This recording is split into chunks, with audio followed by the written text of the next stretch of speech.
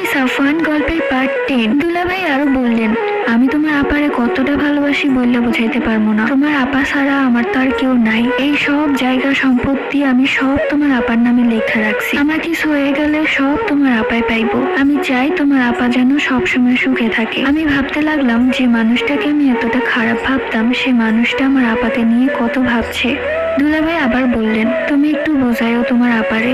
আমি তো কত বোঝাইছি কিন্তু সে বোঝে না। সে একটা কথাই ভাবে আমার চরিত্র খারাপ, এই জন্য নাকি আমি তারে বিয়ে করছি। বিয়া শাদী সব আল্লাহর হাতে, আমার কি করার আছে কও? দেখো কত রাইত হয়ে গেছে, তোমার আপা এবার আমার না দেখলে কি না কি ভাববো। যাও তুমি ঘরে গিয়ে ঘুমায় থাকো, আমি একটু পর আইতাছি। তখন দুলাভাইকে জি আচ্ছা বলে আমি চলে যেতে লাগলে তিনি পেছন থেকে বললেন, সাবধানে যাও, আজকে নাকি তুমি পিছলা খায় পড়ে গেছো, ব্যথা পাইছো?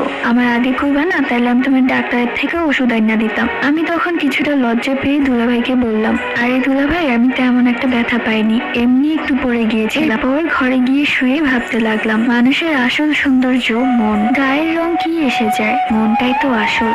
আর যদি আপার সেই ছেলেটার সাথে বিয়ে হতো তাহলে হয়তো আপা সুখে নাও থাকতে পারতো। কেননা এতবার বলার পরেও ছেলেটা কোনো কাজ খোঁজেনি, সব কষ্ট সহ্য করতে হতো আমার আপাকে। আর দুলাভাই যেমনই দেখতে হোক না কেন, মন থেকে মানুষটা কত ভালো, কতটা ভালোবাসে বড় আপাকে। কাল সকালবেলায় আমি বড় আপাকে বোঝাবো। এরপর ঘুমিয়ে পড়লাম। সকালে ঘুম থেকে উঠে দেখি বড় আপা কখন উঠে গেছে আর একা একা কাজ করছে। ইস, ভাবতেই লজ্জা লাগছে। এখানে এসে বড় আপার কাজে একটু সাহায্য করবে কি? আমি ঘুমিয়ে আছি। তড়িহড়ি করে তাড়াতাড়ি বের হলাম ঘর থেকে আর বড় আপার কাছে গিয়ে বললাম, আপা তুমি থাল বাসন ধুচ্ছ কেন? আমাকে দাও, আমি ধুয়ে দিচ্ছি। তখন বড় আপা বলল, আমার বাপের বাড়িতে কাজ করে তোর হাতের যে 12টা বাজিয়েছিস, এখন হাতটাকে একটু ভালো কর, সামনে বিয়ে শাদী দিব তো, তখন শ্বশুর বাড়িতে গিয়ে কাজ করিস, এখন আর কিছু করতে হবে না। আর তোর বড় আপা এখন সব কাজ পারে। বিয়ের কথা শুনে আমি লজ্জায় মাথা নিচু করে ঘরের দিকে দৌড় দিলাম। এই দৃশ্য দেখে বড় আপা একা একাই হাসতে লাগলেন। তারপর, বাবা সাফওয়ান